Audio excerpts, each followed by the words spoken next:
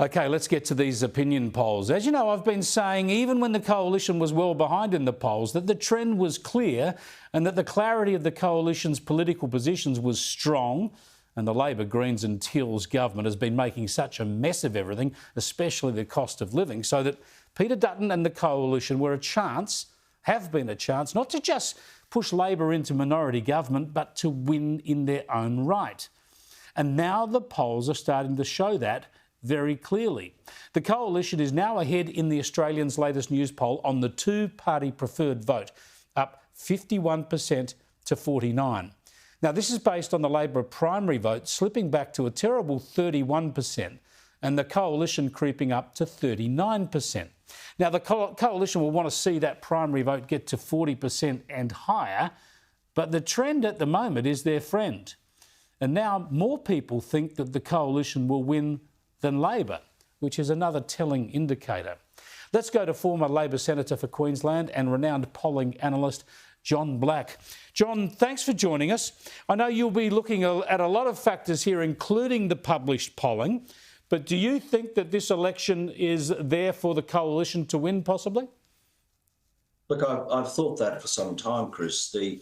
The things that I look at are the state swings and the extent to which the ALP has been losing primary votes across the states, particularly key states like Victoria, where the federal Labor primary vote is now coming down towards what the state primary vote is, which is pretty diabolical, around about 22%. So that vote for the ALP has been collapsing, and it brings with it a lot of marginal seats. New South Wales is a big state with a lot of marginal seats, so we're looking at about 15 seats there when you include 2 from WA, which are pretty straightforward, and 1 from the NT. So it's been looking pretty strong, I think, for the coalition, certainly since the third quarter of last year.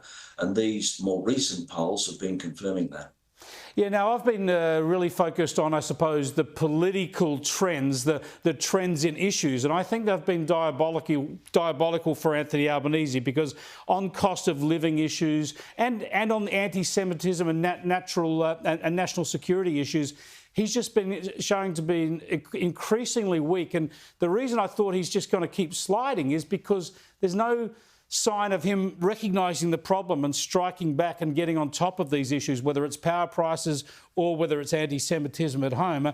We've seen a trend in the polls. What do you make of the trend in the polls, and is dramatic change from the government required to arrest it?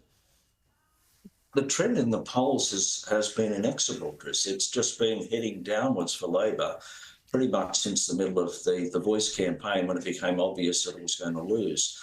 So that trend, if anything, is accelerating recently, and it's being picked up in the polls, the summary of all of the polls of the polls, if you like, but also the ones that I've been closely monitoring, because with the polls, you have to pick the one that you think is the most reliable, which I've done, and you have to break it down to how it's going to impact, because you can look at a swing against the Labor Party of, say, 2 to 3%, and it's now looking more like 4%. And average that out across seats and assume they all swing the same way, but they don't. Typically, the swing is 4 to 5% of the average. So you're looking at a range of swings of up to 20%. And the big impact for them, Chris, as you called it, is the cost of living. Now, that affects everybody. So does a decline in primary health care. So does the increase in the price of energy and those sorts of things. They affect everybody. So you're getting this broad-brushed downturn in support for the ALP in relation to those key issues. And the kind of voters that are impacted the most are those who are hard-pressed in the early years of mortgage repayments with a couple of kids. So what we're seeing when we look at the range of swings is that the coalition is picking up in a lot of the outer suburban seats, which traditionally determine who wins and who loses Australian elections. Well, Peter Dutton will be looking to galvanise that support, lift his vote as voters fall away from Labor. You'll be looking to sort of polarise the vote between the major parties and minimise the numbers going off to independents. A double-barrelled question to finish up. Is it all about New South Wales and Victoria in this election? Is that where the crucial number of seats to change hands will be? And secondly, do you think the coalition can claw back at least a few of those Teal seats? I think when your primary vote increases by 3 to 4%, as it is at the moment for the coalition, it becomes very difficult for the Teals to hang on to some of those seats that they won by very tight margins last time. And I'm looking in particular at Curtin, but also Goldstein and perhaps Kooyong. It also gives the coalition a chance of picking up one or two of the seats that they lost to the Greens last time. I'm looking at Ryan here and at Brisbane in particular.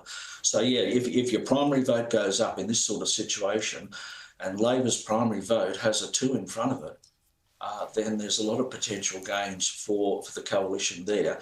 And bear in mind too, Chris, that the Greens vote has flatlined. The evidence is it's gone backwards in a number of its traditionally safer seats, which was hoping to perform well this time and win some from the ALP. Well, that hope is now gone, and the votes that they've lost basically mean that it's lost the cream of its base vote. It's picked up some votes in some working class areas in inner Western Sydney, which is going to hurt the Labor Party. But it's not going to save the ALP this time, as it has done in elections past. John, I've always respected your analysis when I've heard it and read it, and I really appreciate you joining us tonight. That's a pleasure.